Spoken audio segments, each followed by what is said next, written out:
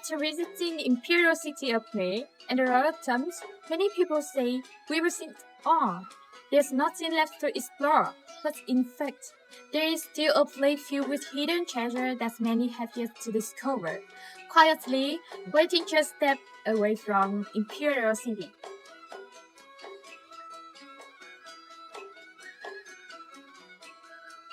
Welcome to the Royal Antiquities Museum. Before we get to the heart of the story, take a look around here. This isn't just a museum, it's a time machine. This place houses about 10,000 artifacts, from the exquisite porcelain of the Hssv collection to the royal bronze belts and royal stone charms. You can even find nearly 100 chamfer sandstone sculptures here, showing the rich, multicultural layers of Hue history. But there is one artifact that stands out because of the man, or to be exact, a young man who sat on it. But suddenly, a Korean family came to me and asked, "Are you the tour guide here? Why is this royal throne so small?"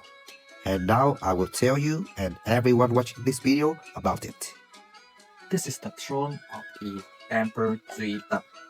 At first glance, it looks so small. Why? Because Duy Tập was crowned at the age of just 7.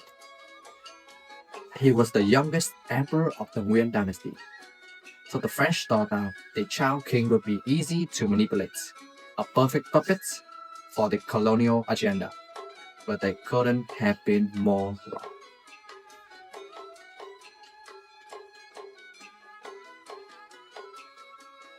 Duy Tân grew up with a giant spirit inside a small body. He spent his childhood observing the suffering of the Vietnamese people under the French rule. There's a famous story that when his hands were dirty with sand, he asked how to wash them.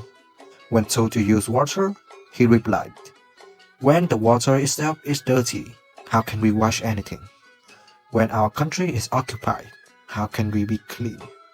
When he was just 16 years old, he secretly escaped the Forbidden City to lead a national revolution. The plan was discovered, and the French gave him a choice: return to the throne as a puppet or go into exile. Without hesitation, he chose exile over dishonor.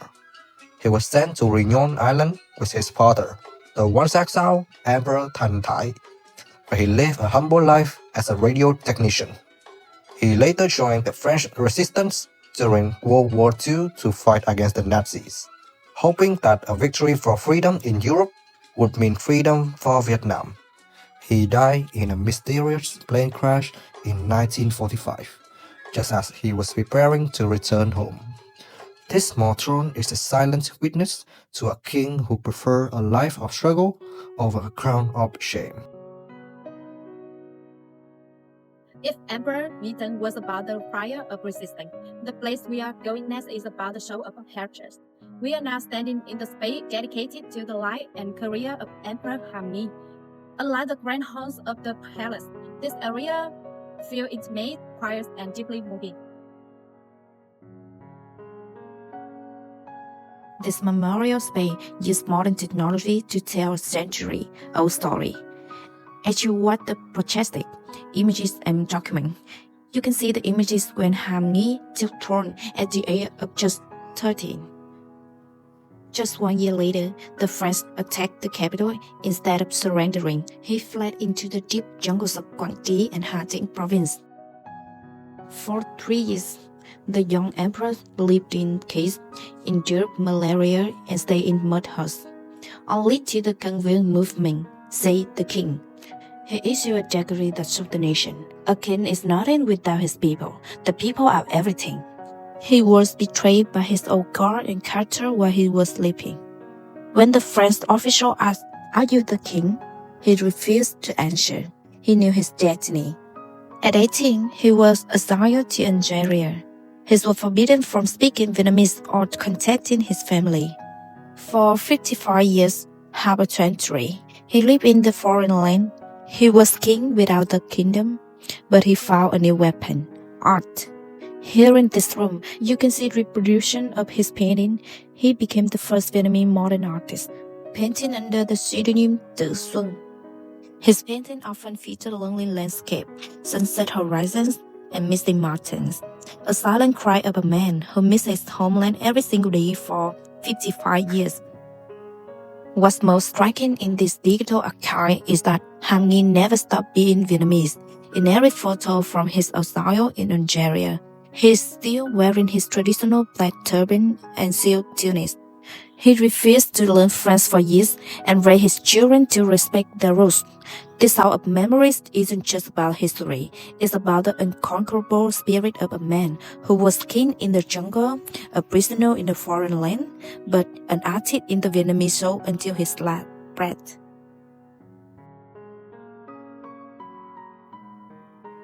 Both Ham Nghi and Duy Tân were kings without a kingdom, but they never lost their identity. They lived as proud Vietnamese men until their last breath. One as an artist in Algeria and one as a radio technician on Reunion Island. Two kings, two different lives in exile, but their hearts always belonged to this land. This museum is where their spirits finally come home. If you want to feel the true heartbeat of Huế, you must step inside his palace. Don't just come for the photo, come to walk beside the treasure that witness the history. We'll see you at the Huế Museum of Royal Antiquities.